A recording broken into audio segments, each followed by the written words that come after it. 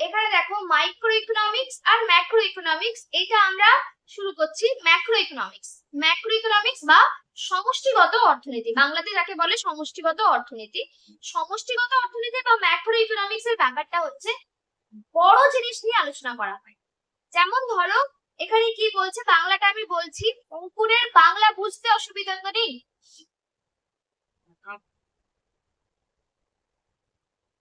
তোমার কথা শোনা যাচ্ছে না, অঙ্কুরের কথা শোনা গেল না।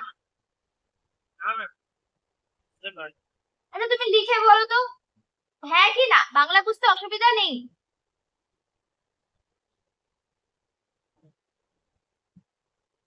কারণ অনেক সময়, আচ্ছা নেই, ঠিক আছে। এবার এবার আমি তোমাদের এখানে কিছু টার্ম, অবশ্যই ইংলিশ টার্ম আমি বলবো, বাংলা ইংলিশ মিলিয়েই বলবো। যদি কোনো জায়গাতে তোমার মনে হয় ইংলিশটা পুরোপুরি ইংলিশ বলাটা দরকার আছে, তুমি আমাকে বলবে, আমি তোমাকে বলবো। এখানে বলছে সমষ্টিগত অর্থনীতি, সেটা কি জিনিস বলছে? সমষ্টিগত অর্থনীতি অর্থতত্ত্বে সমগ্র অর্থনৈতিক ব্যবস্থা বা অর্থনৈতিক কার্যাবলীর বিশ্লেষণ। সমগ্র অর্থনীতি বলতে whole economy, whole economy means একটা দেশের পুরো কান্ট্রির যে ইকোনমিক সিস্টেম, সেই সিস্টেমটার ব্যাপার নিয়ে আলোচনা করা হয়। সেখানে কি কি আসতে পারে? পুরো কান্ট্রির ইনকাম কত, পুরো কান্ট্রির একটা দেশের ইনকাম কত, সেটা আমরা ন্যাশনাল ইনকাম বা জাতীয় আয় বলে জানবো, ঠিক আছে। তারপর হতে পারে দেশের দারিদ্রতা কিরকম পজিশনে রয়েছে, দেশের বেকারত্ব বা যাবতীয় কিছু বড় বড় জিনিসগুলো আমরা জানবো। আমরা যেটা আলোচনা করছিলাম যে বড় বড় জিনিসগুলোকে নিয়ে আলোচনা করবে কি সমষ্টিগত অর্থনীতি বা ম্যাক্রো ইকোনমিক্স। এবার ম্যাক্রো ইকোনমিক্স এর আমাদের প্রশ্ন থাকে যে কি কি ব্যাপার নিয়ে কি কি বিষয় থাকতে পারে ম্যাক্রো ইকোনমিক্সে। আমি তোমাদেরকে বললাম যে ম্যাক্রো ইকোনমিক্সে থাকতে পারে ন্যাশনাল ইনকাম, থাকতে পারে তোমাদের এই ন্যাশনাল ইনকাম চ্যাপ্টারটা আজকে যেটা শুরু করছি সেটা ন্যাশনাল ইনকাম। আর তারপরে থাকতে পারে মুদ্রাস্ফীতি বা ইনফ্লেশন, তারপর বাণিজ্য চক্র, বিজনেস সাইকেল, আরো যাবতীয় কিছু এখানে থাকতে পারে, লেনদেন, উদ্বৃত্ত, ব্যালেন্স অফ পেমেন্ট, এইসব জিনিস এখানে থাকতে পারে। এবার আমাদের আজকে যেটা আলোচনার বিষয় সেটা হচ্ছে ন্যাশনাল ইনকাম, ঠিক আছে। Hello everyone, welcome to my channel success tips. আমি কোহেলি। আজকে আমি তোমাদের আইডিসি এর ইউনিট 2 শুরু করছি। ইউনিট 2 তে আছে ন্যাশনাল ইনকাম। ন্যাশনাল ইনকামের তোমাদের জিডিপি, জিএনপি কনসেপ্ট গুলো ক্লিয়ার করতে হবে, একটু মন দিয়ে বুঝবে, কারণ একটু ঘুরিয়ে দেওয়ার ব্যাপার কিন্তু রয়েছে। আমি প্রথম থেকে অবশ্যই কঠিন জায়গাগুলোকে আমি প্রথমে শেষ করব, তারপরে যেগুলো একদম থিওরিটিক্যাল সেইগুলো পরে দিব। বুঝলে কি বললাম? যাতে আমরা কঠিন গুলো, হয় না আমরা খাওয়ার সময় আগে তেতো খাই তারপরে মিষ্টি খাই, লাস্টে গিয়ে মিষ্টি খাই। তেতো জিনিস আগে শেষ করে দাও, লাস্টে ভালো জিনিস বা তাড়াতাড়ি, যেটা তাড়াতাড়ি করা যাবে বা তাড়াতাড়ি তৈরি করা যাবে সেটা পরের দিকে থাকবে, ঠিক আছে। চলো আজকে আমরা যেটা আলোচনা করব, বলছিলাম national income. What is national income বা জাতীয় আয় কাকে বলে? এখানে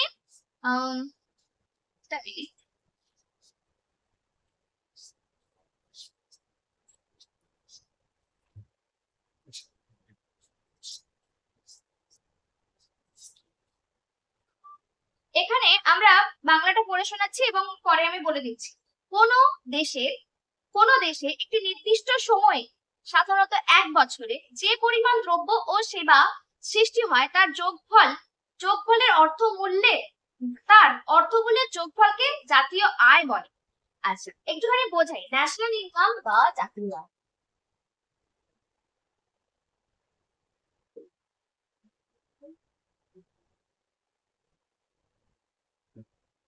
বোর্ডে যা করবো খাতায় তোমরা তাই করবে। প্রথমে আমরা যেটা বলছিলাম ন্যাশনাল ইনকাম বা জাতীয় আয়, প্রথমে এখানে যেটা লিখেছে কি বলেছে, কোন দেশে, একটা কান্ট্রি,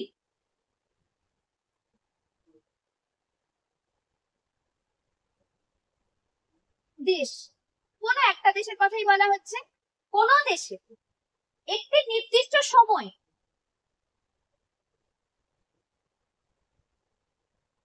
গিভেন টাইম,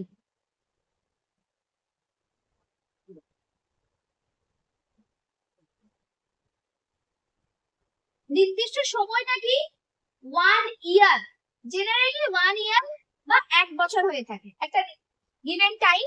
তার মধ্যে বলেছে দেশে যে পরিমাণ দ্রব্য ও সেবা সৃষ্টি হয়, দ্রব্য ও সেবা, মোট দ্রব্য ও সেবা, যেটাকে ইংলিশে আমরা বলবো total goods and services, total goods and services যত তৈরি হচ্ছে প্রত্যেকটা, এই ওখানে যা তৈরি হয়েছে গুডস অ্যান্ড সার্ভিসেস কি কি হতে পারে? গুডস বলতে ধরো এই পেন, এই টেবিল, ফোন, মোবাইল ফোন হতে পারে, টিভি হতে পারে, যাবতীয় কিছু, চাল হতে পারে, চাল ধান আর কি ব্যাপার, গম হতে পারে, সবজি হতে পারে, যা যত প্রোডাকশন হচ্ছে, যত উৎপাদন হচ্ছে, প্রতিটা উৎপাদনের কি ধরবো? অর্থমূল্য, মানি ভ্যালু, বা অর্থমূল্যকে কি করব? যোগ করব, অর্থমূল্যের যোগফল। ব্যাপারটা বলি, ধরো তোমাকে কেউ জিজ্ঞেস করলো যে দেশে কত প্রোডাকশন হয়েছে, তুমি কি বলবে? তুমি বললে 5 কেজি ধান হয়েছে, 10 কেজি গম হয়েছে, 3 কেজি এই হয়েছে, ওটা 20টা ফোন তৈরি হয়েছে, এরকম ভাবে যদি বলো তাহলে আসলে ঠিক কত টাকা রোজগার, কত টাকার উৎপাদন হয়েছে আমরা বুঝতে পারবো না। আমাদেরকে বুঝতে গেলে কি করতে হবে? আমাদেরকে বুঝতে গেলে আমাদের প্রত্যেকটা জিনিসের আলাদা আলাদা করে টাকার অ্যামাউন্টটা বের করতে হবে, বের করে তারপর বলতে হবে। তারপরে এবার বের করে তুমি যদি বলো এটা অত টাকার হয়েছে, ওটা কত টাকার হয়েছে, যাকে বলছো সে তো বুঝতে পারবে না টোটাল কত হলো। তাহলে আমাদেরকে কি করতে হবে? সবটা আগে মানি ভ্যালুতে কনভার্ট করতে হবে, কনভার্ট করে যোগ করতে হবে, যোগ করে বলতে হবে যে টোটাল কতটা হলো। একটা দেশের মধ্যে যতটা দ্রব্য সামগ্রী, গুডস এন্ড সার্ভিসেস প্রোডাকশন হয়, সেই গুডস এন্ড সার্ভিসেস এর যতটা মানি ভ্যালু হয় সেটাকে প্লাস করে আমরা যেটা পাবো সেটাকেই আমরা বলবো ন্যাশনাল ইনকাম। বোঝা গেছে? বল। এইবার এই ন্যাশনাল ইনকামটাকে আমরা অনেকগুলো, এইগুলো হচ্ছে গুডস, যে গুডস কাকে বলে আর সার্ভিস কাকে বলে, দ্রব্য কাকে বলে, সেবা কার্য কাকে বলে। দ্রব্য হচ্ছে যেগুলোকে আমরা ছুঁয়ে দেখতে পারবো, সেগুলো হচ্ছে দ্রব্য। সার্ভিস হচ্ছে এই যে আমি তোমাকে পড়াচ্ছি, তোমার কি হচ্ছে? তোমার নলেজ বাড়ছে, এই নলেজটা কেউ দেখতে পাচ্ছে? হ্যাঁ, কেউ দেখতে পাচ্ছে যে আমি পড়াচ্ছি। তাও অনেকের এরকম কটূক্তি আছে বা অনেকে উপহাস করে যে বাড়িতে বসে আছে, অথবা বাড়িতে বসেই তো রোজগার করছে, এই ধরনের উপহাস শুনতে হয়। এনিওয়ে, তো সেটা আমি তোমাদেরকে যেটা বলছি যে আমরা যদি দেখতে পাই, ছুঁয়ে দেখতে পাই, সেইগুলো হচ্ছে কি? দ্রব্য। আর যেগুলোকে ছুঁয়ে দেখতে পারি না, যে কাজগুলোকে ছুঁয়ে দেখতে, প্রোডাকশনটা ছুঁয়ে দেখতে পারি না, সেটাকে বলছে কি? সেটাকে বলছে সার্ভিস। যেমন ধরো ব্যাংকের একজন কর্মচারী আমাদেরকে কি দেয়? সার্ভিস দেয়। আমি তোমাদেরকে পড়াচ্ছি, পড়ানো একটা সার্ভিস। ডাক্তার যেটা করছে সেটা হচ্ছে সার্ভিস। এইগুলো হচ্ছে সার্ভিস বা সেবা কার্য। সেবা বলতে সবসময় ডাক্তারের সেবাকেই আমরা বুঝবো না, ঠিক আছে? আমরা সেবা বলতে অন্য যেগুলো, তবে সেটা প্রোডাকশন বলতে আমাদের বুঝতে হবে যে নতুন কিছু তৈরি, বা এই যে তোমার নলেজ বাড়ছে, তোমার কতটা নলেজ বাড়ছে তুমি জানো? আমি শুধুমাত্র বাড়ানোর চেষ্টা করছি, কতটা বাড়ছে সেটা তুমি বুঝতে পারবে, তাও তুমিও অতটা বুঝতে পারবে না পরীক্ষা যতক্ষণ না হচ্ছে, তাই না? বুঝলে? এবার সার্ভিস কাকে বলে বুঝতে পারলে?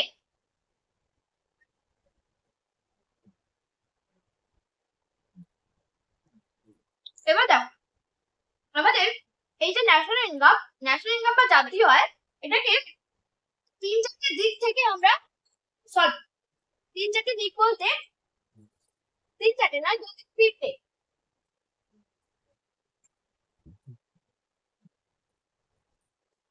এখানে হলো প্রথমটা হচ্ছে, তোমরা আরেকবার তো, আমি তো ন্যাশনাল ইনকামটা যেখানে ছিল সেখান থেকে লিখতে শুরু করেছি, তোমাদের তো আর সেটা হবে না। তোমরা খাতাতে আরেকবার ন্যাশনাল ইনকাম, জাতীয় আয়, বাংলা লিখলে বাংলা, ইংলিশ লিখলে ইংলিশ, যার বাংলা সে দুটোই লিখতে পারো। আর যদি বাংলা লিখতে না চাও ইংলিশ লিখলেও যথেষ্ট। এখানে একটা দেখবো উৎপাদনের দিক থেকে, উৎপাদনের দিক থেকে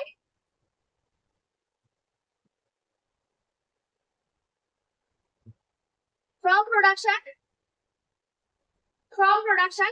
তার পরেরটা দেখবো আয়ের উৎপাদনের সমষ্টির দিক থেকে,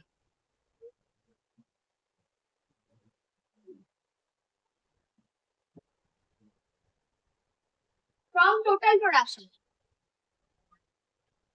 আচ্ছা, তারপরেরটা হলো আয়ের সমষ্টির দিক থেকে,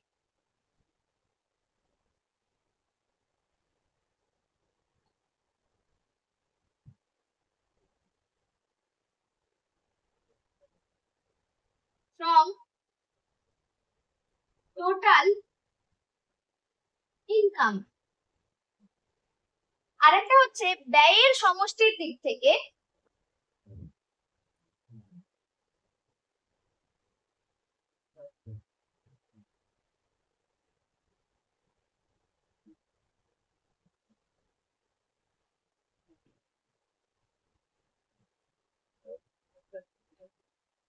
total expenditure।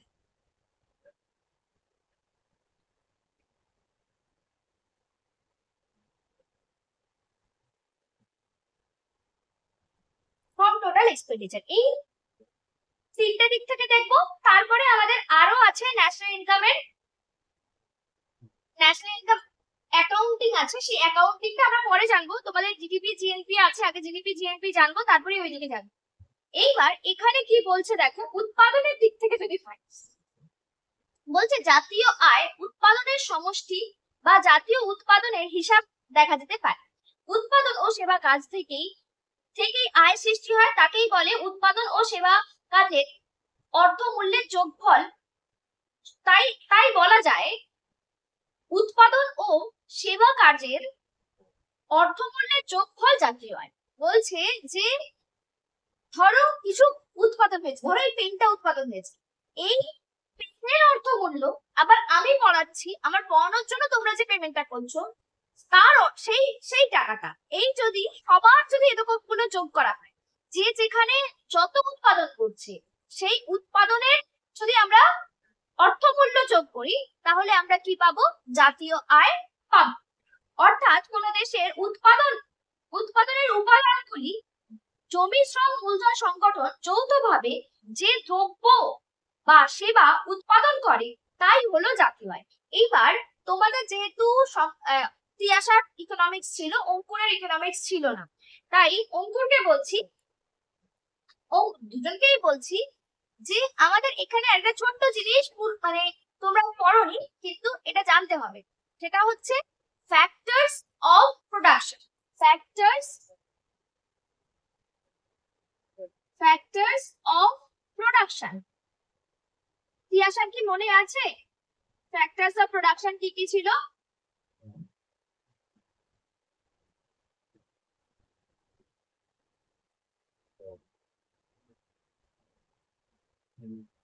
মনে আছে তিয়াসা?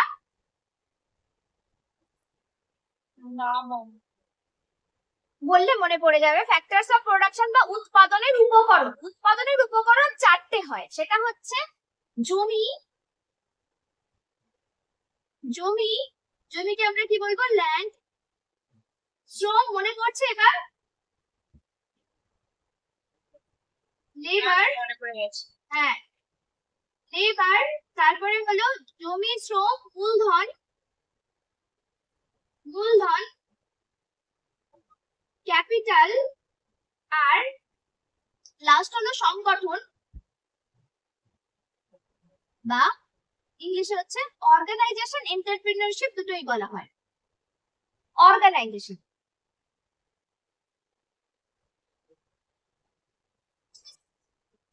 এই যে চারটে জিনিস, এই দেখো উৎপাদন করতে গেলে আমাদের কিন্তু এই চারটে জিনিস এই চারটে জিনিস ছাড়া আমরা উৎপাদন করতে পারবো না। এই চারটের পরেও আরো অনেক কিছু দরকার হতে পারে, কিন্তু এই চারটে ছাড়া আমাদের পক্ষে প্রোডাকশন করা জাস্ট ইম্পসিবল।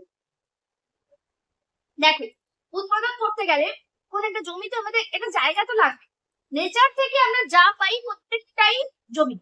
যদি নেচার থেকে আমি বাতাস নিয়েও কাজ করি সেটাকেও আমরা জমি বলে ধরে থাকি, ঠিক আছে? তোমরা বলবে কেন? এটাই জমি বলতে শুধুমাত্র যে পৃথিবীর ওপরের যে সারফেস আছে সেই সারফেসটাকে ছাড়াও আমরা নেচার থেকে যা যা নেব, যদি কোনো কেউ জঙ্গল নিয়ে কাজ করে সেই জঙ্গলটাও হবে, বা গাছের পাতা নিয়ে কাজ করে, বলছি আর কি যে নেচার থেকে যা যা পাবো সবই হচ্ছে জমির আন্ডারে পড়ে। এবার ধরো কোনো একটা জমি পাওয়া গেল, আমি নর্মাল একটা জমি পেয়ে গেলাম, সেই জমিতে আমি যদি কিছু না করি এমনি এমনি প্রোডাকশন হয়ে যাবে?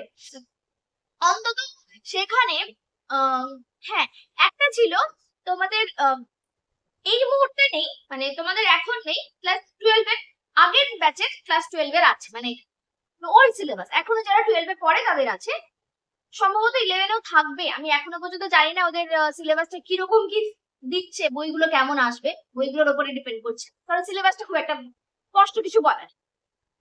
এনিওয়ে সেখানে একটা জায়গাতে ছিল production cost zero. Production cost zero কিরকম, যে একটা লোক কি করছে, ঝর্ণার জল, পাহাড় থেকে যে জলটা আসছে সেই ঝর্ণার জল বোতলে ভরছে আর বিক্রি করছে, এবং ঝর্ণার জলটা ঔষধ হিসেবে কাজে লাগছে।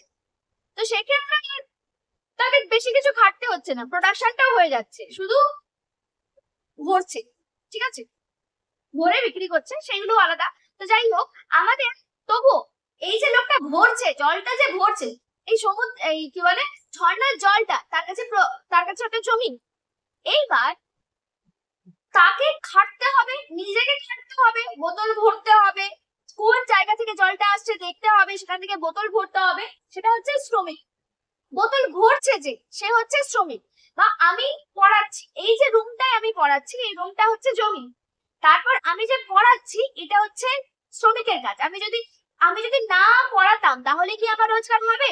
হবে না, তাই তো, উৎপাদন হবে না।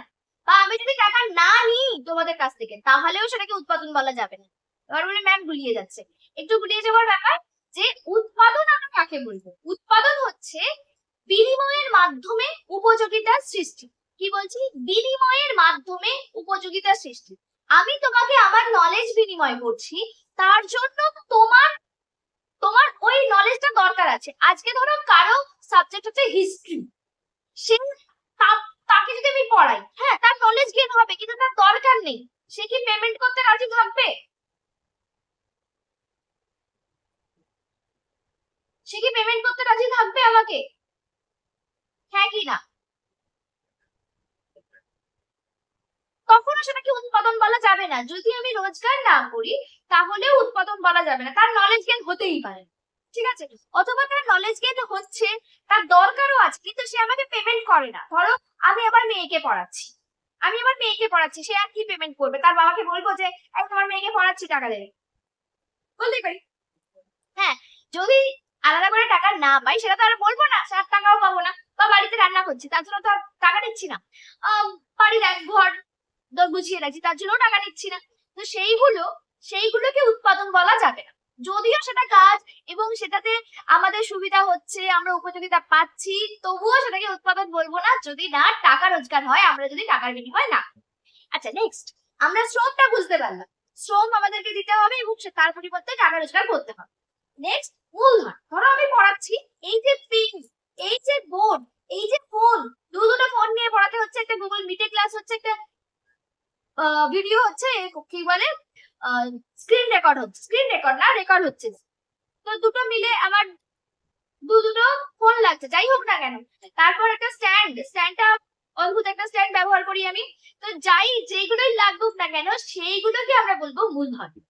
এমনিতে আমরা মূলধন বলতে, ক্যাপিটাল বলতে যেটা বুঝি সেটা হচ্ছে টাকা, কিন্তু ইকোনমিক্সে টাকাকে মূলধন বলা হয় না বা ক্যাপিটাল বলা হয় না, কারণ শুধু টাকা আমার কাছে যদি, এই ধরো এইগুলো কেনার মতো টাকা আছে, এটার দাম ধরো 500 টাকা, এটার দাম ধরো 30 টাকা কি 40 টাকা, পালকিটা আছে কি বলে স্ট্যান্ডটার দাম আমি ধরলাম 100 টাকা, খুব জোর হলে 100 টাকা, তারপর ফোনগুলোর দাম ধরো 15,000 20,000 করে, ওই তোমার দুটো মিলে 40,000 টাকা, সব মিলিয়ে আমি ধরলাম ওই 50-60,000 টাকার একটা আমার কাছে আছে।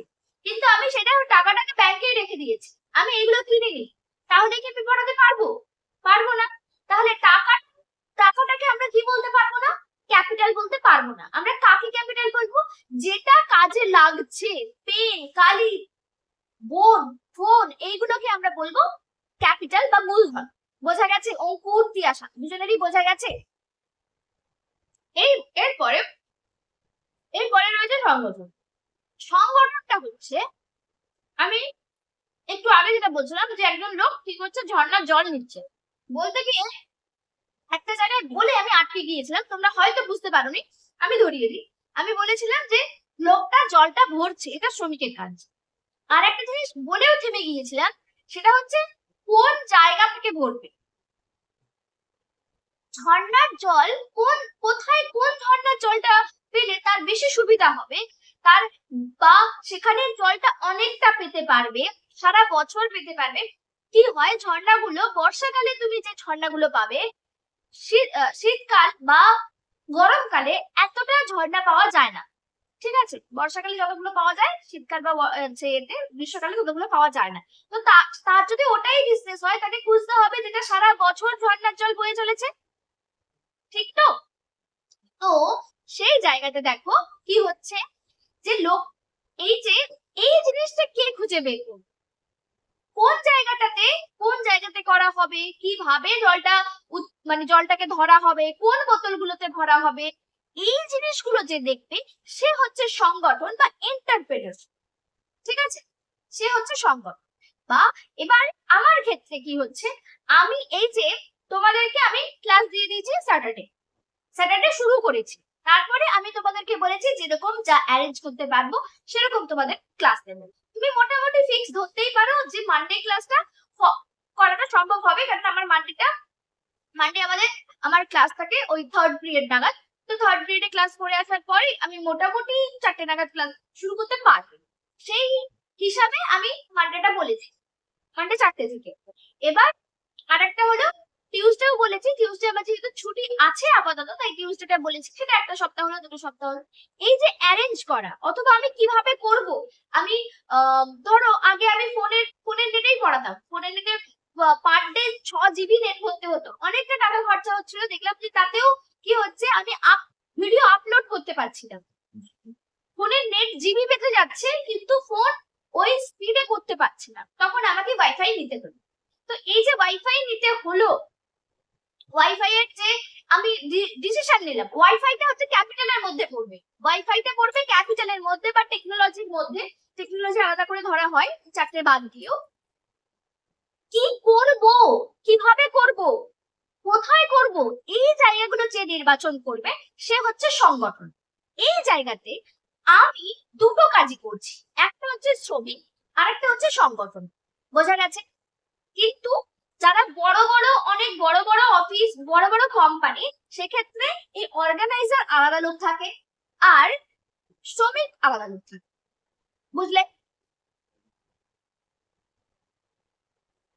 মানে শ্রমিক মানে কর্মচারী থাকে যাদের, যেই সব এতে আমার তার কর্মচারী দেখে হবে না, আছে নোটস কিছুটা লিখতে কেউ একজন দুজন আছেন হেল্পার, নোটস লিখতে হেল্প করে দেয়, তারপরে এডিট বা দেওয়া, তারপর নতুন কিছু জয়েন করা, সেইগুলো আমাকে করতে হয়। যাই হোক, হেল্প করার জন্য যারা আছে তাদেরকে বলা যেতেই পারে। ঠিক আছে, বুঝলে? এইবার আমরা ছিলাম অন্য জায়গাতে, এটা হচ্ছে বেসিক কনসেপ্ট, ইকোনমিক্স এর বেসিক কনসেপ্ট, এইগুলো জানতেই হয়, না হলে আমরা পরবর্তী সময় এগোতে পারবো না, আর কোনো কলেজে এক কিছুতে বোঝাতে যাবে না। এবার আমরা জানছিলাম যে উৎপাদনের সমস্যা। এবার বলছে আমাদের দেশে কোন লোকের জমি রয়েছে, কোন লোকের কেউ শ্রমিকের কাজ করছে, কেউ মূলধন দিচ্ছে, কেউ সংগঠনের কাজ করছে, সবাই মিলে যে উৎপাদনটা করছে, সবাই মিলে যে প্রোডাকশনটা করছে, সেই প্রোডাকশনের মানি ভ্যালুকে আমরা যদি ক্যালকুলেট করি, তাহলে আমরা কি পাবো? তাহলে আমরা ন্যাশনাল ইনকাম পাবো। আসলে এইখান থেকে যে ন্যাশনাল ইনকামটা পাবো, সেটা ইজিক্যাল টু হবে এখানের ন্যাশনাল, এখান থেকে যেটা পাবো সেটা, আবার সেটা ইজিক্যাল টু হবে এখান থেকে যেটা পাবো সেটা। সবকটাই একই জিনিস, কিন্তু কনসেপ্ট গুলো একটু আলাদা আলাদা। কিরকম? এখানে শুধু কিসের প্লাস করছি? দ্রব্য ও সেবার অর্থমূল্য। ইংলিশে লেখো money value of goods and services, money value of goods and services. ঠিক আছে, ইংলিশটা লেখা হলে বলবেন।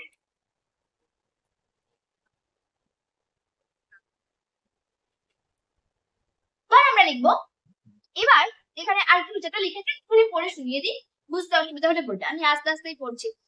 বলছে যেমন কোন দেশের, এবার এটা একটা জিনিস মাথায় রাখতে হবে, এক বছরের মধ্যে কতটা হয়েছে, 5 বছর ধরে করেছি সেটা না, এক বছরে কতটা হয়েছে।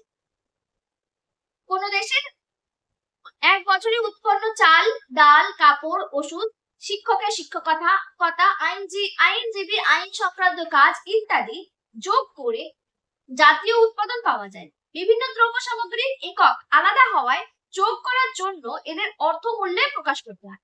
ওই যে একক আলাদা, আমি পড়াচ্ছি আমার তো এটা সেবা কার্য, আবার ধরো 5 লিটার চাল, 5 লিটার হচ্ছে তেল হয়েছে আর 10 কেজি চাল হয়েছে, দুটো তো ইউনিট আলাদা, তুমি যোগ করবে কি করে?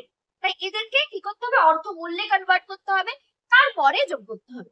ঠিক আছে, এটা যদি যোগ করি আমরা পাচ্ছি জাতীয় আয়। নেক্সট আমরা দেখবো আয়ের সমষ্টির দিক থেকে জাতীয় আয়। আমরা এইগুলো আবার আলাদা পদ্ধতি হিসেবে জানবো পরে, সেইগুলোর আবার আলাদা জিনিস আছে। ঠিক আছে, আচ্ছা এখানে যেটা হচ্ছে এটা জানবো, এইটাতে বলছে আমরা এই যে ল্যান্ডকে কি দেওয়া হবে, তিয়াসার কি মনে আছে ল্যান্ডকে কি দেওয়া হবে? আমার ধরো একটা জমি আছে, এই জমিতে আমি প্রোডাকশন করতে দিলাম, তাহলে যাকে প্রোডাকশন করতে দিয়েছি সে কি দেবে আমায়? এটাকে বলা হয় খাজনা,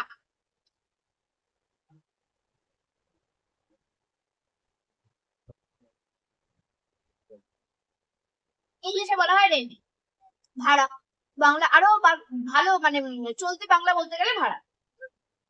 আমি ধরো এই বাড়িটায় পড়াচ্ছি, এটা আমার বাবার বাড়ি, বাবার করে দেওয়া বাড়ি, পুরো ভাড়াটা লাগছে না বাবা, কিন্তু বাবা কোনো সময় বলতেই পারে যে বা তুই পড়াচ্ছিস, আমাদের বয়স হয়েছে, বয়স হোক আর নাই, পড়াচ্ছিস, যা টাকা রোজগার করছিস সেখান থেকে আমাকে ভাড়া দিতে হবে, বলতেই পারে, এবং ন্যায্য চাওয়া। আর আমাদের যদি কেউ, বাবা যদি এরকম বলে আমি কি করবো, মানে এমনি জেনারেল ভাবে পড়ো, ধরো থাক আমাকে আর পড়াতো, আমি আর পড়াবোই না, আমার কাছ থেকে আমার টাকা নেবে আমি পড়াচ্ছি বলে, তাই না? কিন্তু তার চাওয়াটা ন্যায্য চাওয়া, এবং সেই দিক থেকে দেখতে গেলে আমার অবশ্যই কিছু দেওয়া উচিত। এটা হচ্ছে রে, বোঝা গেল? আমার শ্বশুর বাড়িতে পড়াই, হচ্ছে নিজের বেডরুমে পড়াই, তো সেখানে বর বলতে পারে তুমি পড়াচ্ছ, দাও টাকা দাও, রোজগার করছো তো টাকা দাও, এই রুমটা তো আমি বানিয়েছি, এইবার এটা তোমাদের নেই, এই জিনিসগুলো নিয়ে আলোচনা তোমাদের নেই, অন্যদের আছে, ইকোনমিক্সে অন্যদের আছে, এগুলোকে কি করব, বাদ দেবো না ধরবো, কিছুটা আছে, তোমাদেরও কিছুটা আছে, এই চ্যাপ্টারে কিছুটা আছে, ধরবো না বাদ দেবো সেটা আছে কিছুটা। চলো এবার এটা হচ্ছে রেন্ট, শ্রমিক যেটা পায় সেটাকে আমরা কি বলবো, শ্রমিক যেটা পায় সেটাকে আমরা বলবো মজুরি বা ওয়েজ। কি বলছিলে অঙ্কুর, বলো।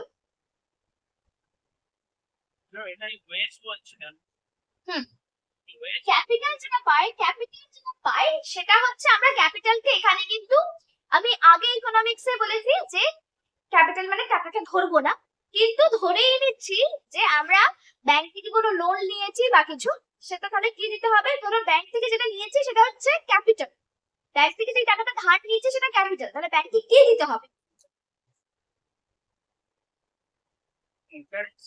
ইন্টারেস্ট বা সুদ, সুদ বা ইন্টারেস্ট। আর অর্গানাইজেশনের ব্যাপারটা হচ্ছে, অর্গানাইজেশন হচ্ছে নিজের মালিক। ঠিক আছে, মালিক প্রথমে ঠিক করছে জমি কি হবে, লেবার কে হবে, কোথা থেকে টাকা ধার নেবে, সেখানে কত টাকা সুদ দেবে, মানে রেন্ট কত দেবে, ওয়েজ কত দেবে, ইন্টারেস্ট কত দেবে, সব ঠিক করবে কে, মালিক। তারপরে সে যে প্রোডাকশন করেছে সেটা বিক্রি করার পর এইগুলো দিয়ে দেওয়া হলো, তারপরে যে টাকাটা পড়ে থাকবে সেটা মালিকের নিজের, সেটাকে আমরা কি বলবো, তোমরাই ভাবো সেটাকে কি বলা যেতে পারে, যে তুমি কোনো প্রোডাকশন করছো, প্রোডাকশন বাবদ যে খরচা হয়েছে সেটা বাদ দিয়ে দিলে, বাকিটাকে আমরা কি বলবো, প্রফিট বা মুনাফা। এটাকে লাভ বলে না, ছোটবেলায় আমরা লাভ ক্ষতি পড়েছি, কিন্তু ইকোনমিক্সে লাভ বলে না, বলে মুনাফা বা প্রফিট। বোঝা গেল? এইবার কেন এত জিনিস আলোচনা করলাম? আমরা যেখানে আয়ের দিক থেকে দেখব, সেখানে আমরা কি করব, এই জিনিসগুলোকে কি করব, প্লাস করব। কি প্লাস করব? Rate plus wage plus interest, interest plus, আমি পুরোটা লিখলাম না, প্লাস কি হচ্ছে, প্লাস হচ্ছে প্রফিট। এইগুলোকে আমরা যদি দেখি তাহলে আমরা কি পেয়ে যাব, তাহলে আমরা পেয়ে যাব আয়ের দিক থেকে জাতীয় আয়। অ্যাকচুয়ালি দুটো একই হবে, কারণটা দেখো, আমি আমি তোমাকে পড়াচ্ছি, পড়ানোর যে মূল্য সেটাকে টাকায় কনভার্ট করলে যে টাকা হচ্ছে ধরো 500 টাকা, আবার আমার শ্রমিকের মূল্য 500 টাকা, দুটো সেম। বুঝলে কি বললাম? এরকম ভাবে আমরা যদি এই দিকের প্লাসটা করি আবার এখানেও প্লাস করি, দেখবো দুটো ইকুয়াল। ওকে, নেক্সট হচ্ছে ব্যয়ের সমষ্টির দিক থেকে কি বলে, জাতীয় আয়। ব্যয়ের সমষ্টির দিক থেকে কিচ্ছু না, ব্যয়ের সমষ্টির দিক থেকে আমরা কত ধরনের ব্যয় করে থাকি বলছে। একটা হচ্ছে ভোগ ব্যয়। আচ্ছা, এই জায়গাটা তোমাদের হয়ে গেছে, তাহলে মুছবো, কারণ এখানে লেখার আমার জায়গা নেই। তা করবো ব্যয়ের সমষ্টি। ব্যয়ের সমষ্টিতে যেটা আছে বলছে যে আমরা দুরকম ব্যয়, আমাদের দুরকম আছে, ব্যয় বা এক্সপেন্ডিচার। এক্সপেন্ডিচার দুটো টাইপের হয়, একটা হচ্ছে ভোগ ব্যয়, ভোগ ব্যয় বা consumption expenditure, consumption expenditure plus আরেকটা হলো বিনিয়োগ, বিনিয়োগ, এটাকে বলা হবে ইনভেস্টমেন্ট।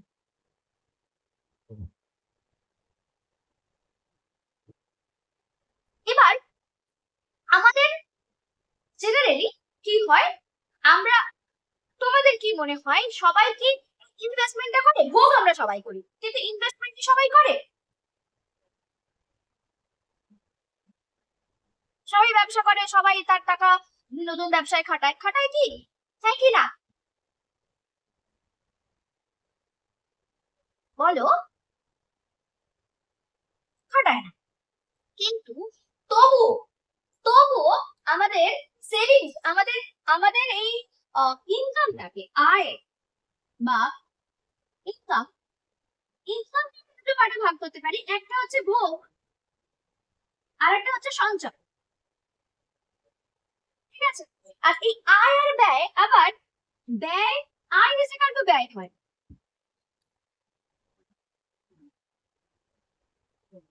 ভালো করে বুঝতে, আয় ইজ ইকুয়াল টু ব্যয়, আয় ইজ ইকুয়াল টু ব্যয় হলে তার মানে ভোগ ব্যয় প্লাস বিনিয়োগ ইজ ইকুয়াল টু ভোগ ব্যয় প্লাস সঞ্চয়। কি বলছে বুঝতে পারছো? আমাদের যদি লেফট সাইড ইকুয়াল হয় তাহলে রাইট সাইডটাও ইকুয়াল হবে, তাই তো? ছোটবেলায় করেছে যেরকম ক্লাস 9-এ, ওই এলিমিনেশন মেথড, তারপরে কম্পারিজন মেথড, সেই রকম কথা বলছি। কম্পারিজনই ছিল, যদি আমাদের x ইকুয়াল টু x হয় তাহলে এই দিকটাও, ডান দিকটাও ইকুয়াল হবে, মনে আছে তো? তো আমাদের যদি এই দুটো ইকুয়াল হয় তার মানে এটা ক্যান্সেল আউট হবে, দুটোই ভোগ ব্যয়, ভোগ ব্যয়, আমি ব্যয়টা লিখে দিই, ক্যান্সেল আউট হয়ে যাবে। তার মানে বিনিয়োগ ইকুয়াল টু সঞ্চয় আসবে কি বলো?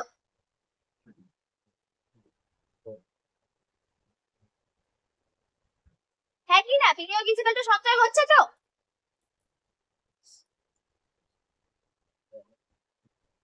হচ্ছে।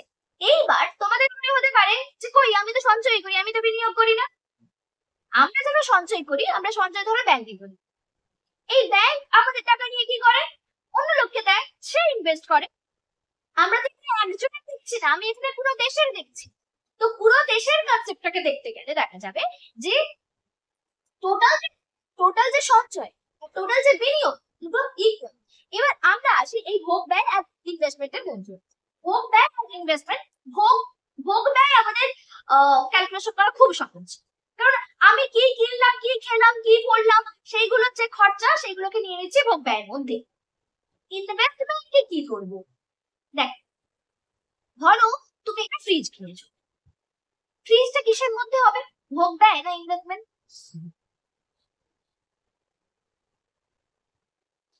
আগে একটু চলে যেতে হবে ভোগ্য দ্রব্য কাকে বলে আর মূলধনী দ্রব্য কাকে বলে। মূলধনী দ্রব্যের জন্য যেটা খরচা সেটাকে বলা হয় ইনভেস্টমেন্ট। ভোগ্য দ্রব্য হচ্ছে যেটাকে আমরা ইউজ করি নতুন করে ইনকাম করার জন্য নয়, আমরা একটা জিনিস ইউজ করছি আমার নিজের জন্য, যেখান থেকে আমি নতুন করে ইনকাম পাবো না। যেমন ধরো আমার কাছে আমার এই ফোনটা, তোমাদের কাছে সবার কাছেই ফোন আছে, তো বেশিরভাগ লোকের ক্ষেত্রে ফোনটা কি কথা বলার জন্য, রিলস দেখার জন্য, বা হচ্ছে কি বলে ফোনে হোয়াটসঅ্যাপ করার জন্য, গল্প করার জন্য, এগুলোর জন্যই ব্যবহার করা হয়। নর্মাল একটা মানুষের ফোনের দরকার। সেটা কি দ্রব্য? ভোগ্য দ্রব্য। চাল ডাল এই খাবারগুলো কি ভোগ্য দ্রব্য। কিন্তু যদি কোনো দ্রব্য আমরা নতুন প্রোডাকশনের কাজে লাগাই, নতুন করে ইনকাম করার কাজে লাগাই, তখন তাকে কি বলবো? মূলধন। একটু আগে আমরা আলোচনা করছিলাম মূলধন বলে, সেটাকে আমরা বলবো মূলধনী দ্রব্য। যেমন হতে পারে মেশিন, যেমন হতে পারে এই বোর্ডটা, যেমন হতে পারে আমার ফোনগুলো, বা এখন তো ছেলে মেয়েরা প্রচুর পরিমাণে রিলস বানাচ্ছে, বা হচ্ছে শর্টস করছে, এই তো মিনি ব্লগ করছে। এখন সবাই ইনকাম করার চেষ্টা করছে, অন্তত যেটুকু টাইম ফোনে দেওয়া হয় সেটা যদি ইনকাম করা যায় ভালো, একদিকে ভালো, তবে নেশা হয়ে যাওয়া ভালো নয়। তো যাই করুক না কেন, যদি ইনকামের কাজে লাগে তখন সেটাকে আমরা বলবো কি ক্যাপিটাল গুড বা মূলধনী দ্রব্য, নয়তো এটা কনজাম্পশন গুড যদি আমরা শুধু ভোগ করি। এইবার আমি তোমাদেরকে কিছু একটা জিজ্ঞেস করছিলাম যে আমি একটা ফ্রিজ কিনেছি, এই ফ্রিজটা কি কোন ধরনের দ্রব্য হবে? ভোগ্য দ্রব্য না মূলধনী দ্রব্য? কনজাম্পশন গুড না ক্যাপিটাল গুড?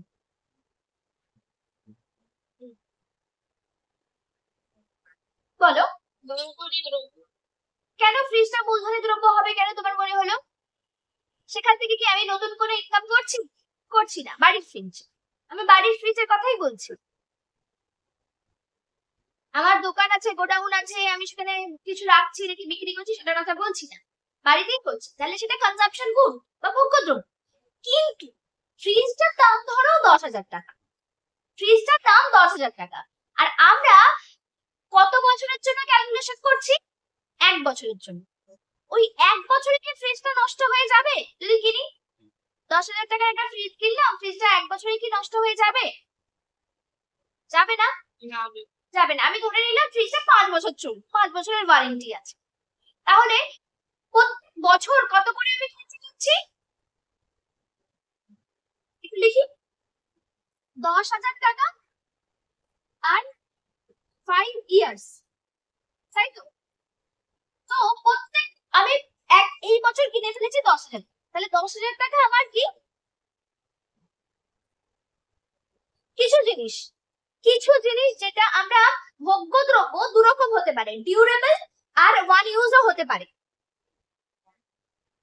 যেমন পাখা, ফ্রিজ, টিভি, এগুলো ভোগ্য দ্রব্য কিন্তু ডিউরেবল। আবার চাল ধান ডাল এইগুলো যেগুলো খেয়ে সঙ্গে সঙ্গে শেষ হয়ে যায়, সেইগুলো হচ্ছে একবার ওয়ান টাইম ইউজ বা একবার ভোগের দ্রব্য, সেগুলো ভোগ্য দ্রব্য হতে পারে। বুঝলে?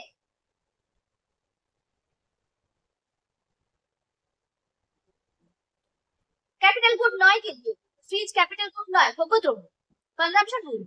ঠিক আছে, ক্যাপিটাল গুড নয়, কারণ ফ্রিজ থেকে আমি নতুন ইনকাম করব না। বোঝা গেছে? এইবার বোঝো আমার এই 10,000 টাকাটা তাহলে বিনিয়োগে যাবে না ভোগ ব্যয়ে যাবে?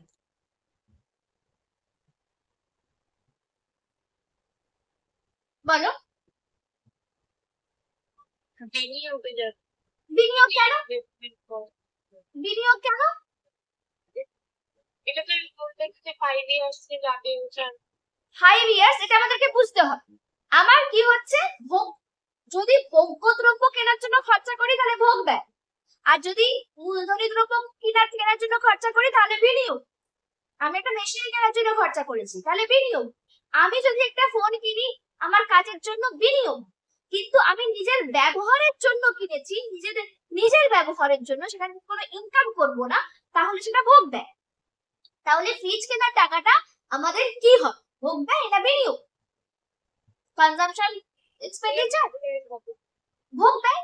এইবার যদি আমরা ডিউরেবল কিছু জিনিস কিনি অনেক বছরের জন্য, ডিউরেবল হতে পারে এরকম 1 বছরের ডিউরেবলও হতে পারে, আবার অনেক বছরের হতে পারে। 1 বছরেরটা কোনো অসুবিধা নেই, পুরোটাই ভোগ ব্যয়ের দিকে চলে যায়। কিন্তু এই ফ্রিজ, টিভি, বড় বড় জিনিসগুলো অনেক দিন চলে, তো সেইগুলোর ক্ষেত্রে প্রথমে 5 বছর মানে 2000 টাকা প্রত্যেক ইয়ারে খরচা হবে।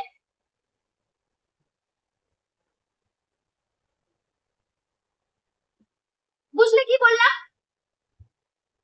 এইটা হবে ভোগ ব্যয়, ভোগ ব্যয় বা কনজাম্পশন এক্সপেন্ডিচার।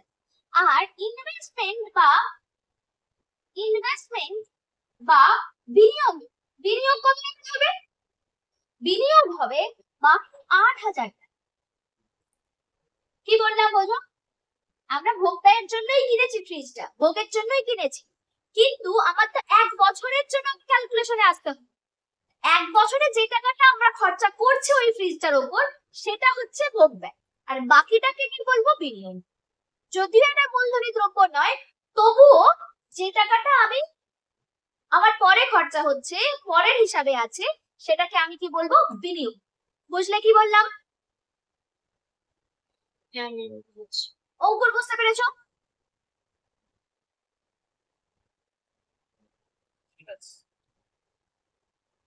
তোমরা লিখে বলবে, হ্যাঁ না লিখে বলবে, যাতে আমি মানে কি বলবো দেখতে পাই, অনেক সময় কথাটা শোনা যায় না। ঠিক আছে, এই ধরনের ব্যাপারগুলো আমাদের কিন্তু রয়েছে, মানে সরাসরি কিছু আছে, আর এই এই জিনিসগুলো তোমাদের কি বলবো আলোচনার, এইগুলো খুব বেসিক কিছু জিনিস, আলোচনা না করলে আবার বুঝতে পারবেন। এইবার আমরা খুব ইম্পর্টেন্ট টপিকের দিকে যাবো, সেটা হচ্ছে জিডিপি, জিএনপি, এইসবের দিকে।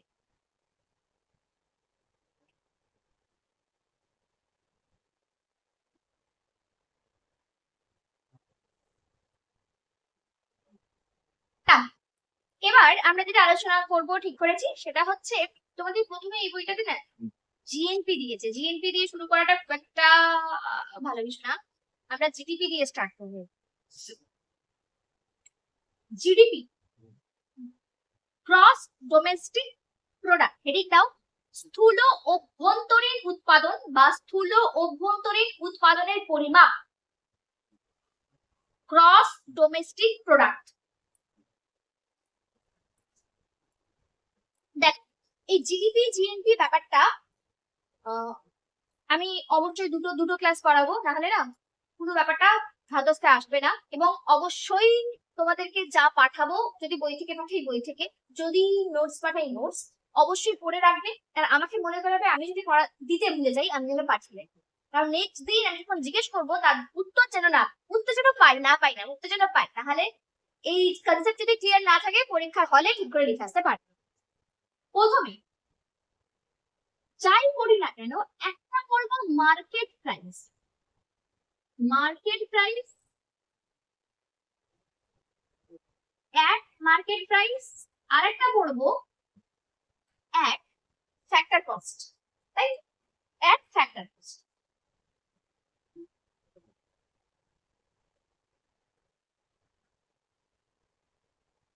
এইটার বাংলা হলো কি? বাজার দাম। আর এইটা হচ্ছে উপাদান মূল্যে।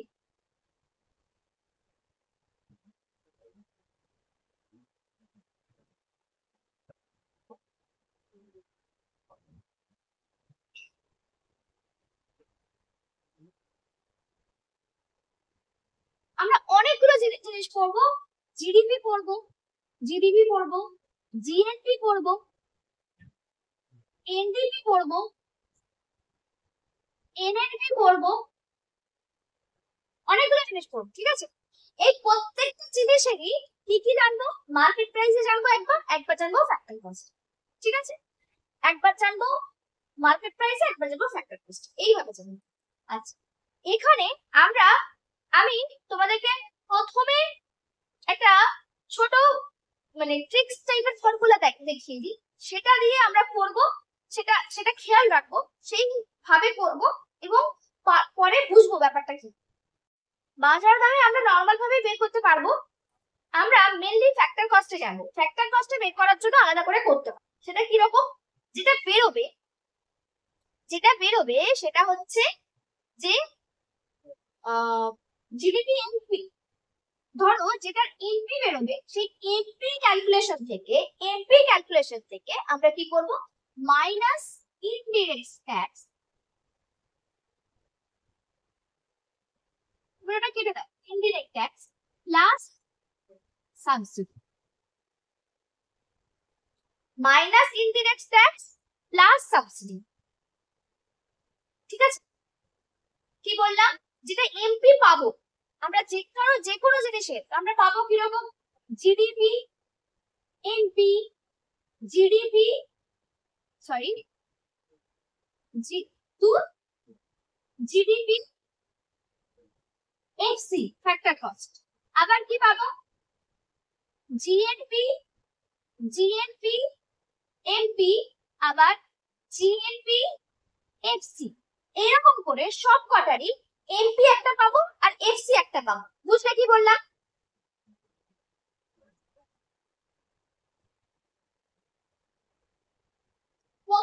তোমরা ভাবছো যে ম্যাম কি সব বলে যাচ্ছে, কি সব লিখে যাচ্ছে, আর বলছে বুঝলে কি বললাম। আমি বলতে চাইছি যে সেটা লিখছি, সেটা লিখতে পারলে কি লিখতে পেরেছো? এবার প্রত্যেকটার হবে, আমি শুধু দুটো লিখেছি, জিডিপি দুটো লিখেছি, এনটিপি এনএনপি সব কটার হবে। ঠিক আছে, এনডিপি এনএনপি সব কটার হবে। এইবার দেখ, আমি একটু এরকম ভাবে লিখলাম, জিডিপি এই জি থেকে যদি এনডিপি হয়ে যায়, যদি জি থেকে এনে যায়, ভালো করে দেখ কোন জি, এই জি এনে যায়, এটার ফুল ফর্ম গুলো আমরা পরে জানবো। আমি এই ট্রিক্স গুলোকে আগে শেখাচ্ছি যাতে তোমার পরে বুঝতে অসুবিধা না হয়। কি বলছি বুঝেছো? যদি আমরা জি থেকে এনে যাই তাহলে আমাকে কি করতে হবে, ডেপ্রিসিয়েশন মাইনাস করতে হবে। এখানে কি করতে হবে, মাইনাস ডেপ্রিসিয়েশন। ডেপ্রিসিয়েশনের বাংলা হচ্ছে অবচয়, অবচয়। এবং তোমাদের মনে হতে পারে অবচয়টা আবার কি জিনিস, ডেপ্রিসিয়েশন বা অবচয়টা কি জিনিস। অপচয় আর অবচয় এই দুটোতে পার্থক্য একটাই, সেটা হচ্ছে অ আর পয়। অপচয় মানে একেবারে নষ্ট হয়ে যাওয়া, আর অবচয় মানে নষ্ট হয়ে যাওয়া জিনিসটাকে ঠিক করা।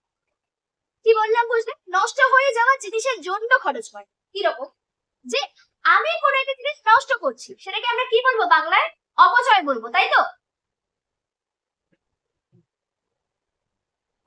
হ্যাঁ, এবার কোন একটা জিনিস নষ্ট হয়ে গেছে, ধরো আমার মেশিন নষ্ট হয়ে গেছে, আমার এই বোর্ডটা ধরো বোর্ডের পেজগুলো নষ্ট হয়ে গেছে, এই বোর্ডের এটা শীটটা নষ্ট হয়ে গেছে, এই শীটটা বদলাচ্ছে, এই তার জন্য যে খরচা, ক্ষয়ক্ষতি বাবদ যে খরচা, তাকে বলা হয় ডেপ্রিসিয়েশন।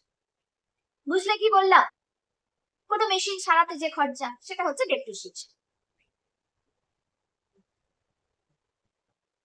বুঝতে পারলে অঙ্কুর?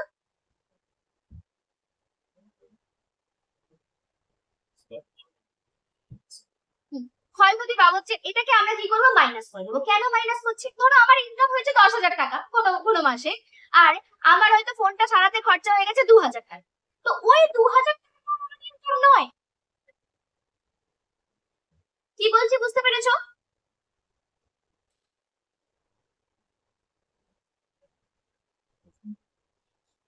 তুই কি পড়বি আমার কাছে?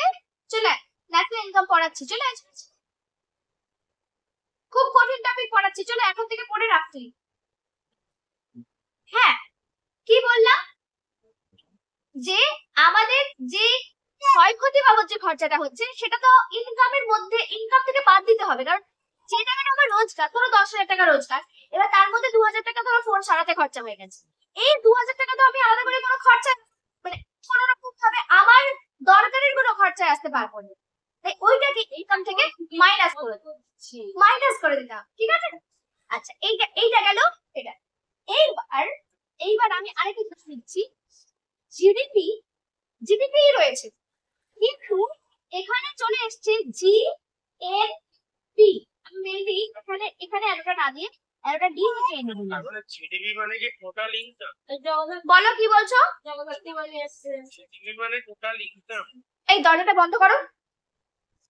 এখনো পর্যন্ত আমরা জিডিপি কি জিনিস, জিএনপি কি জিনিস কিচ্ছু জানি না। আমি শুধুমাত্র এখন কয়েকটা ট্রিক্স দেখাচ্ছি।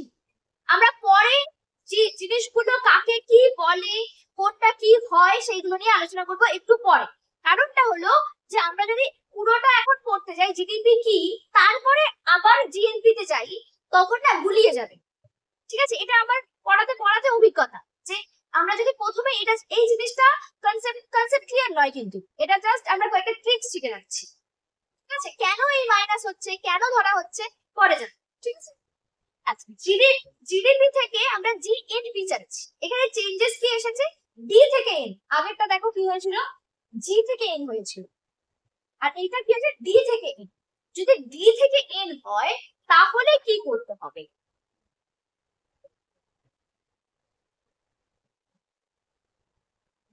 এখানে আমাদেরকে করতে হবে N I F A plus করতে হবে এন আই এফ এ। এটার ফুল ফর্মটা লিখে রাখবে, N I F A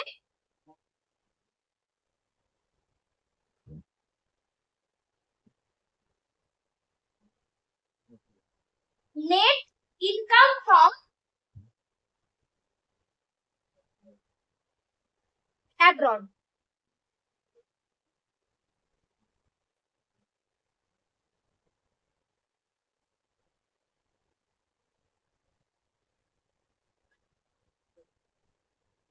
net income from abroad, এটা বেশিরভাগ জায়গাতেই এটাকে এনআইএফ এ করা আছে, কিন্তু এনআইএফ এ না লিখে এইটা এনএফআই এ লেখা বেশি ভালো।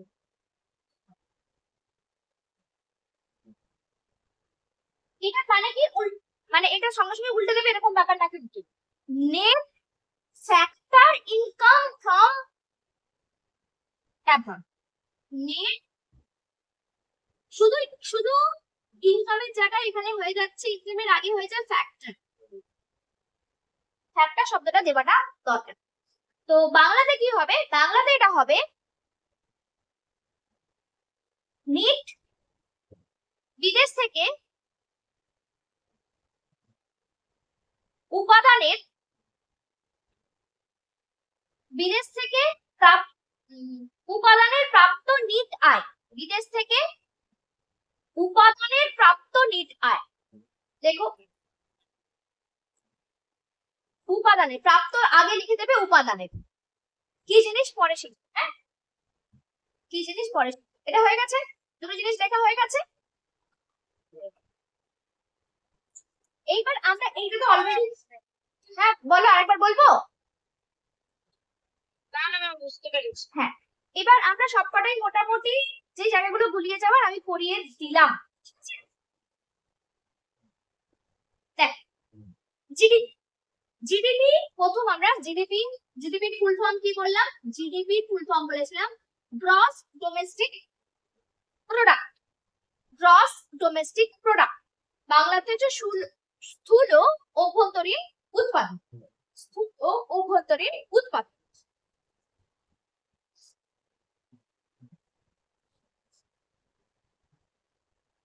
জিডিপি বলছে, এটা সংজ্ঞা যদি বলে, সংজ্ঞা হচ্ছে স্থূল অভ্যন্তরীণ উৎপাদন কোন একটি, ভালো করে শুনবে, কোন একটি দেশে কোন একটি নির্দিষ্ট সময়ে একটি ভৌগোলিক সীমার মধ্যে যে পরিমাণ দ্রব্য ও সেবা সৃষ্টি হয় তার অর্থমূল্যকে যোগ করলে স্থূল অভ্যন্তরীণ উৎপাদন ও বা মোট অভ্যন্তরীণ উৎপাদন পাওয়া যায়। কি কি বলেছি আমি শব্দগুলো আরেকবার, তোমরা একটা কাজ করো, তোমরা এটা লেখো, যেটা বললাম সেটা লেখো। যারা ইউটিউব থেকে পরে ক্লাস করবে তারা একটু ব্যাক করে লিখে দাও। আমি যারা এখন ক্লাস করছো তাদেরকে আরেকবার বলছি। দেখ জিডিপিতে আমি কি কি কি কি শব্দ বলেছি। প্রথম যেটা বলেছি সেটা হচ্ছে যে একটি দেশে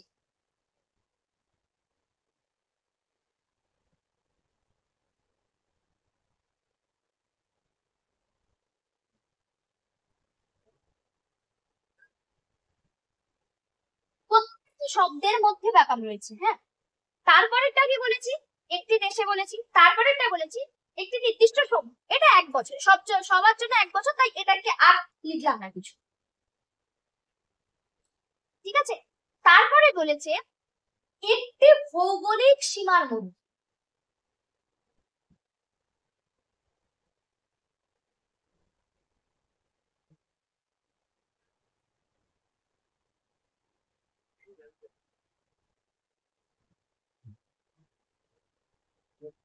ভৌগোলিক সীমা, ঠিক আছে, একটি ভৌগোলিক সীমার মধ্যে যে পরিমাণ দ্রব্য ও সেবা সৃষ্টি হয় তাকে আমরা কি বলবো, তার অর্থমূল্যকে আমরা বলবো জিডিপি। দেখ, ধরো এইটা একটা দেশ, আমি ধরে নিলাম এটা একটা দেশ, আমি এটাকে ইন্ডিয়াই ধরলাম, ইন্ডিয়া বল, মানে বোঝার জন্য। এই দেশটার মধ্যে কি বলেছে, একটা দেশ তার ভৌগোলিক সীমার মধ্যে যতটুকু উৎপাদন হচ্ছে, আমাদের দেশের মধ্যে কারা উৎপাদন করে, ভারতীয়রা, সবাই ভারতীয়, আমাদের দেশে যারা উৎপাদন করে সবাই ভারতীয়, হ্যাঁ কি না, হ্যাঁ কি না, মানে একটু লিখে বলো তো, শব্দটা বোঝা যায় না।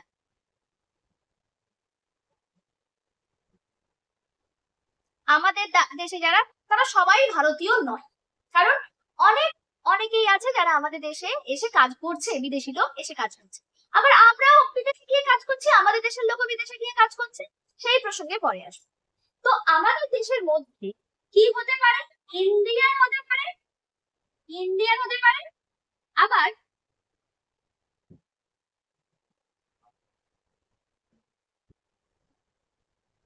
ফরেনারও হতে পারে, ইন্ডিয়ানও হতে পারে, ফরেনারও হতে পারে। এরা কি করছে, আমাদের দেশে প্রোডাকশন করছে, যাই প্রোডাকশন করুক, পুরো যে প্রোডাকশনটা হচ্ছে সেই প্রোডাকশনটাকে আমরা যদি কি করি, অর্থমূল্য প্রকাশ করি, তখন তাকে আমরা কি বলবো, জিডিপি। জিডিপি বোঝা গেল কি বললাম? জিডিপির মধ্যে তাহলে কি থাকছে, আমাদের দেশে যারা, আমাদের দেশের মধ্যে যারা রয়েছে তারা যে প্রোডাকশন করছে সেটাও নিচ্ছি, আবার কোন ফরেনার আমাদের দেশের মধ্যে যে প্রোডাকশন করছে সেটাকেও নিচ্ছি, দুটোকেই কাজ করছি। ঠিক আছে, এইবার এটা হচ্ছে জিডিপি, জিডিপি ইনপু, জিডিপি ইনপু। এমপি থেকে এফসি তে গেলে কি করতে হয়, এমপি থেকে এফসি তে গেলে কি করতে হয়, একটু আগে লিখিয়েছি, বলো।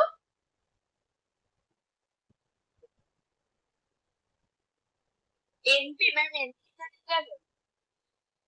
এবার জিডিপি এফসি বের করতে চাই, জিডিপি এমপি মাইনাস কি করে দেব, মাইনাস করে দেব ইনডাইরেক্ট ট্যাক্স।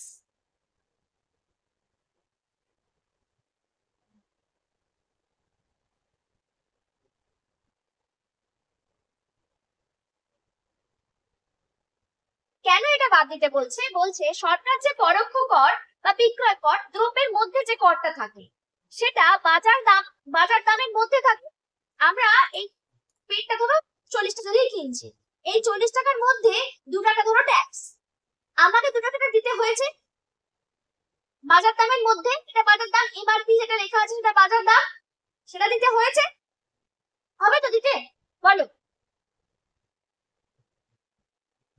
হ্যাঁ, এবার আমরা ইনকাম মেথডে যেটা ক্যালকুলেশন করছিলাম, সেখানে কি ছিল, রেন্ট ছিল, তার সঙ্গে কি ছিল, রেন্টের সঙ্গে ছিল রেন্ট ছিল, তার সঙ্গে কি ছিল, ইন্টারেস্ট ছিল, তার সঙ্গে ছিল প্রফিট।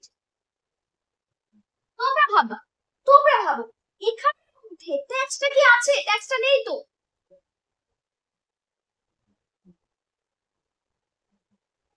এই পেনটা তৈরি করতে যে খরচা হচ্ছে এবং প্রফিট মিলে হয়তো এটার দাম 38 টাকা, প্রফিট মিলে, আর তারপরে এমআরপি ছাপানোর সময় কি করা হয়েছে, ট্যাক্সটা দিয়ে ছাপানো হয়েছে, 2 টাকা ট্যাক্স দিয়ে ছাপানো হয়ে গেছে 40 টাকা।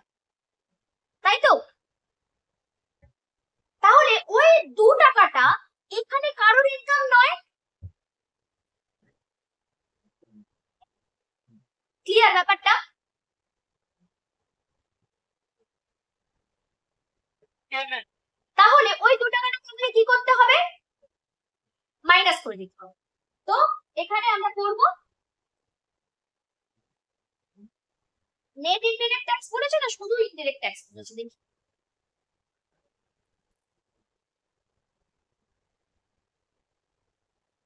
ইনডিরেক্ট ট্যাক্স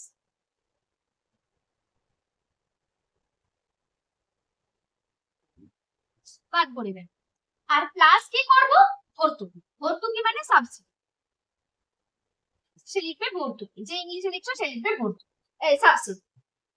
ভর্তুকি মানে কি, গভর্নমেন্ট যেটা দিয়ে নিয়েছে সেটা হচ্ছে কি ট্যাক্স। আবার গভর্নমেন্ট আমাদেরকে অনেক সময় কিছু টাকা দিয়েও থাকে। আমি ধরো উৎপাদন করতে চাইছি, আমার যে ইনভেস্টমেন্ট ধরো আমার ওই তোমার ধরো লোন নেওয়ার যে সেখানে হয়তো কিছু টাকা গভর্নমেন্ট এমনিই দিয়েছে, যে যারা হচ্ছে স্বরোজগারী, ঠিক আছে, সেলফ ইন্ডিপেন্ডেন্ট, তাদের জন্য আলাদা স্কিম রয়েছে। আমরা সব খবর টবর রাখি না যে তাদের জন্য গভর্নমেন্ট কিন্তু কিছু সাবসিডি দিয়ে থাকে। লোন হয়তো ধরো তুমি অন্য জায়গা থেকে লোন নিলে, 10 লাখ টাকা লোন নিলে, যে টাকা মানে রিটার্ন করতে হবে, গভর্নমেন্টের কাছ থেকে লোন নিলে সেটা হয়তো অত টাকা রিটার্ন করতে হবে না। অনেক কিছু প্রসেস আছে, সেলফ ইন্ডিপেন্ডেন্ট এইসব জিনিস দেখাতে হয়। তো যাই হোক, যেটা বলছিলাম, এই যে টাকাটা গভর্নমেন্ট দিচ্ছে, গভর্নমেন্ট যদি আমাদেরকে দেয় কোনো কিছু, যে যার পরিপ্রেক্ষিতে কিছু না নেয়, সেটাকে বলা হয় ভর্তুকি বা সাবসিডি। এই ভর্তুকি বা সাবসিডি কি হচ্ছে, আমাদের কাইন্ড অফ ইনকাম, যদিও ন্যাশনাল ইনকামের মধ্যে এর একটা ব্যাপার রয়েছে, আমরা পরে জানবো। জিডিপি তে আমরা কি করব, ভর্তুকি যেহেতু আমাদের হাতে টাকাটা আসছে, তাই আমরা কি করব, যোগ করব। ঠিক আছে, বোঝা গেল?